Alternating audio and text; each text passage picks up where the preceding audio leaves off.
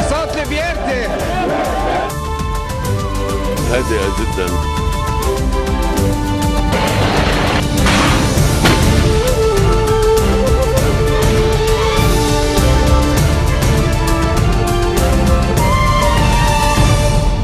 Bonjour à tous, merci de nous rejoindre sur Futur TV pour cette nouvelle édition de la rédaction. Tout de suite les titres.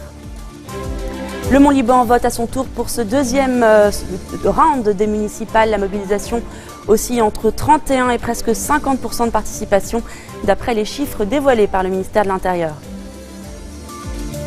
Rencontre ce dimanche à Jeddah entre John Kerry et le roi Salman, à 2 jours de la réunion du groupe international de soutien à la Syrie à Vienne. La France est désintéressée, assure le chef de la diplomatie française, après que Benyamin Netanyahou ait exprimé des doutes sur l'impartialité de Paris à l'approche d'une nouvelle initiative de paix. Le deuxième round des élections municipales, marqué par quelques épisodes de tension au Mont-Liban. À Akfa, c'est l'armée qui a dû intervenir pour séparer les partisans des deux listes en lice. Des échauffourées ont entraîné la suspension pendant quelques minutes des opérations de vote. Pour ce qui est du taux de participation, le ministre de l'Intérieur a livré quelques chiffres à la mi-journée.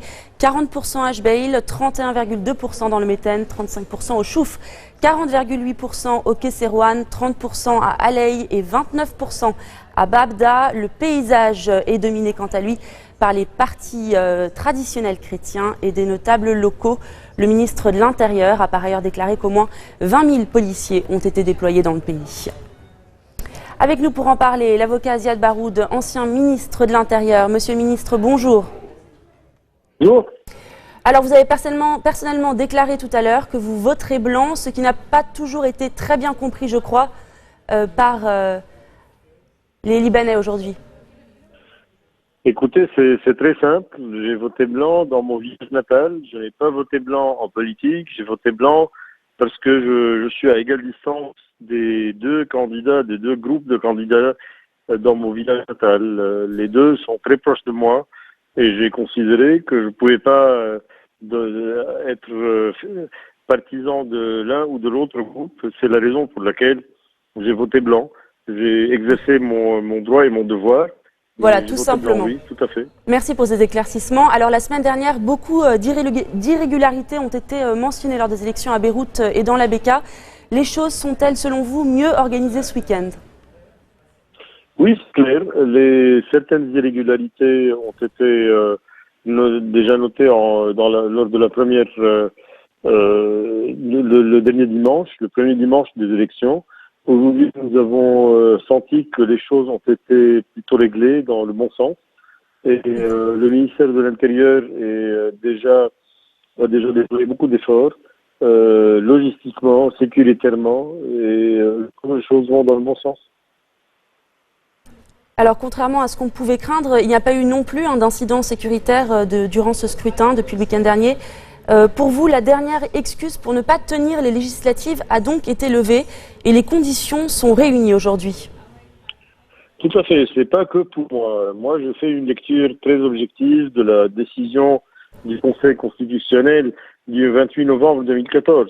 Dans cette décision du Conseil constitutionnel, il était très clair que les circonstances exceptionnelles qui ont servi de base pour la prorogation du mandat du Parlement, ces circonstances exceptionnelles pratiquement ne sont plus là, du fait même de l'organisation des élections municipales à partir du 8 mai passé.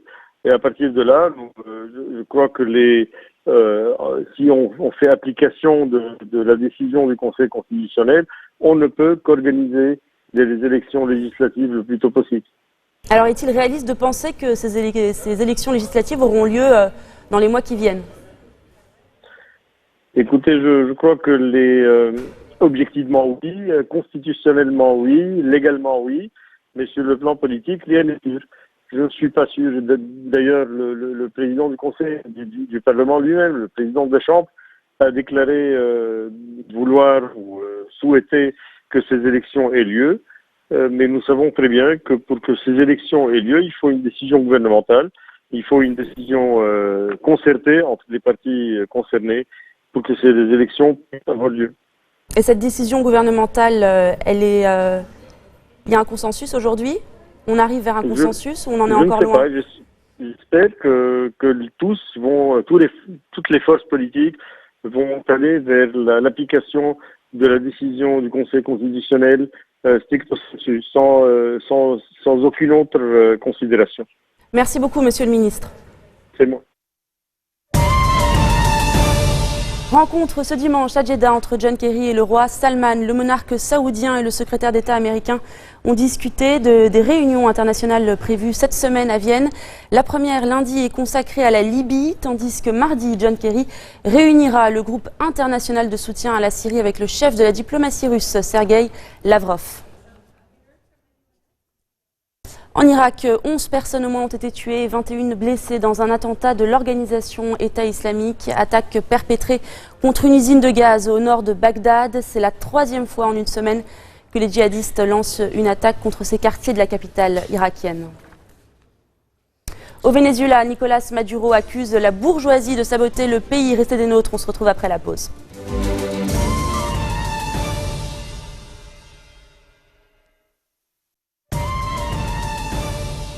Jean-Marc Ayrault en visite éclair au Proche-Orient. Paris entend chapeauter une nouvelle initiative de paix entre Israéliens et Palestiniens. Au point mort depuis 2014, le ministre français des Affaires étrangères a rencontré le président palestinien Mahmoud Abbas à Ramallah. Peu avant, il s'est entretenu à Jérusalem avec Benyamin Netanyahou, le chef du gouvernement israélien, qui dit, je cite, « douter de l'impartialité de la France dans ce processus ». Benyamin Netanyahou réclame notamment des pourparlers directs sans conditions préalables. On l'écoute. Je lui ai dit que le seul moyen de faire véritablement avancer la paix entre nous et les Palestiniens est la négociation directe entre eux et nous, sans conditions préalables. Notre expérience dans l'histoire a montré que c'est comme ça qu'on a pu faire la paix avec l'Égypte, mais aussi la Jordanie. Et toute autre tentative éloigne la perspective de la paix et donne aux Palestiniens un échappatoire pour éviter de se confronter aux racines des causes du conflit, qui est un refus de reconnaître l'État d'Israël. Et puis Jean-Marc Ayrault a réfuté dimanche les doutes du Premier ministre israélien. La France est désintéressée, assure le chef de la diplomatie française. Devant des milliers de partisans, Nicolás Maduro ordonne de remettre les usines au pays. Après avoir décrété l'état d'exception, le président vénézuélien ordonne l'emprisonnement des entrepreneurs qu'il accuse de saboter le pays. Il annonce également des manœuvres militaires la semaine prochaine. Le chef d'État est de plus en plus impopulaire. La majorité de la population souhaite son départ avant la fin de l'année. Pour l'opposition, Nicolás Maduro est tout simplement désespéré. On l'écoute. Camarades, je suis prêt à donner à la collectivité les usines paralysées par certains gros bonnets conservateurs de ce pays. Une usine arrêtée est une usine remise au peuple, mais nous allons le faire. Il est temps de le faire et de radicaliser la révolution, sans hésitation. Hésiter et nous perdre, nous n'avons pas d'autre choix que de le faire. 1944, c'est avec ce titre que la candidate ukrainienne a remporté hier soir l'Eurovision, une chanson engagée qui prend fait et cause pour la Crimée, dont est originaire son auteur, Jamala. Cette jeune Tatar dénonce l'annexion par la Russie de la péninsule ukrainienne en mars 2014. Un titre clairement anti-Poutine. Sur Twitter, le président ukrainien Petro Poroshenko salue quant à lui la victoire de sa compatriote.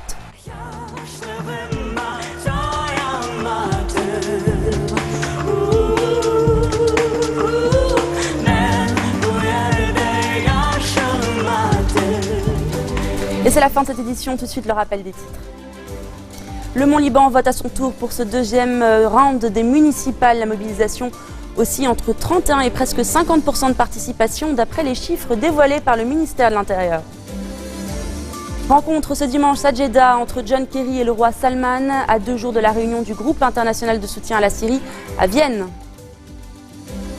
La France est désintéressée, assure le chef de la diplomatie française, après que Benyamin Netanyahou a exprimé des doutes sur l'impartialité de Paris à l'approche d'une nouvelle initiative de paix chapeautée par la France.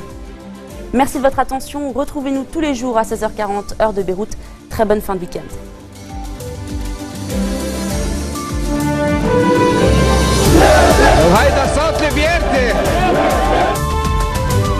هادئة جدا.